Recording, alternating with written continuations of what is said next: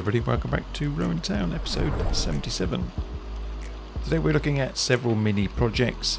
It's going to jump around a little bit. I do apologise for that in advance, but I didn't take quite as much footage of each of these little projects as I would have hoped. So we're going to be looking at adding a concrete wall to the left of this class 57 that's coming along. It's going to go all the way along where that polystyrene is, all the way past the temporary location of the 3D printed station that I have there.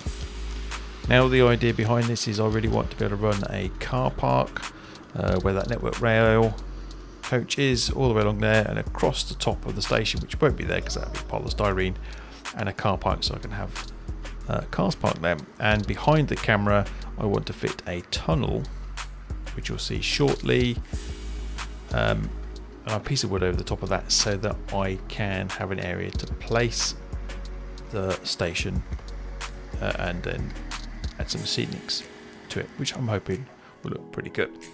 Anyway, let's go back to this little bit about a tunnel. This is a Metcalf kit that I purchased from Getz or one of the NEC shows, and this was going to be for an entrance into my hidden sidings. This would be just here, which would be to the left of the rock face that I eventually put in, which you saw in episode 76, I believe.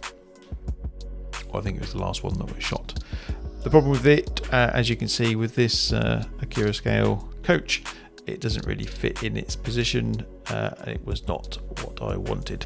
Hence, I gave that away to my dad. It was a nice kit and it went together really well. So as I mentioned in the intro, this bit you can just see here is the area that I want to place my station. Now I need to create a tunnel on either side of that. You can see in the far corner the old retaining wall that I had been working on, which got changed in a previous video. So this is a plaster cast of a tunnel that I purchased from 10 Commandments.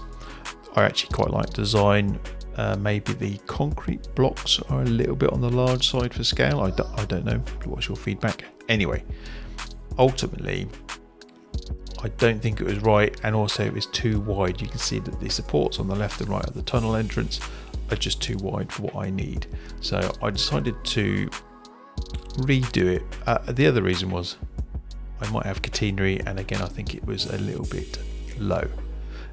That would probably be revision 3 of this tunnel entrance, but using Tinkercad I created myself a new version, slightly thinner sort of legs effectively which supported it, and I wanted to see how that would ultimately look.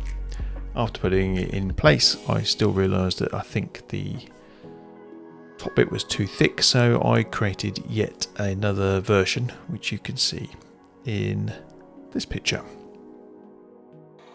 So from this angle you can pretty much see that we are in the tunnel. Where the writing is over there on that polystyrene would be close to the entrance, tunnel entrance to where this loco is coming through, and as I said, just behind where the camera position is would be the exit or the entrance if you're going in the opposite direction. But also the polystyrene is the wall that I want to do, and I want to use a concrete block style. So again, using Tinkercad, I mocked up something to emulate what I thought looked like a concrete block sheet, and I printed them off in resin because I tried it in filament, and because of the way the layer lines worked, it didn't look quite as good as I had hoped it would. Now I thought it'd be easier to be able to attach these resin printed concrete block sheets that I printed onto some plastic backing which was attached to the foam. So using a hot gun I just glued some plastic on. Also it helps me level it out a little bit to that wooden top, which is ultimately where the car parking spaces would be. So this is a kind of mock-up of what I intended it to be like. So on the left hand side you can just see on the left hand side of that there is already some of my 3D printed concrete blocks which I've spray painted, in a primer, which has got a filler in it apparently, and I picked that up from my local motorist discount store. Now, if you want to know what that is, let me know in the comments, and I can certainly tell you the brand that I used. And I thought it looked a reasonable colouring for concrete. Anyway, this again is another one that I printed in 3D. I put these little tooth bits in so I could effectively try to join up like a bit like a jigsaw puzzle of more sheets to make it easier. Now just above that sheet I've got in engineering blue bricks, something what I've printed out again in resin, but it didn't work again as well as I'd hoped from the printouts. They got a bit of a curvature to them, so I have brought some brick paper that I can, plastic sheets that I can use instead. And above that is yet another wall that I purchased from Colts 3D, link below, which I actually chopped down in a slicer and took the top level of bricks off and brought it down to make it shorter. Effectively, it's a bit of a hack, but they actually print out pretty well in resin and they look pretty good. And you won't see it in this video, but later on you will see that they've been spray painted in a red rust primer, and they look pretty good for red bricks actually. So here is a batch of 3D printed resin concrete walls that I've printed out, spray painted. I think they look reasonably okay. They're not perfect, but hey, they look pretty good to me and I'm happy with how they have come out. Now here I'm putting a couple of these sheets up. Now these look different because I haven't got that kind of jigsaw cut out on the side.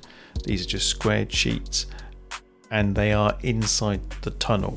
So they're a little bit more rough and ready, but because they're inside, you probably won't see them as much unless you've got a camera looking into the tunnel, in which case you may see them. So here's the same shot as the previous one, but looking into the tunnel.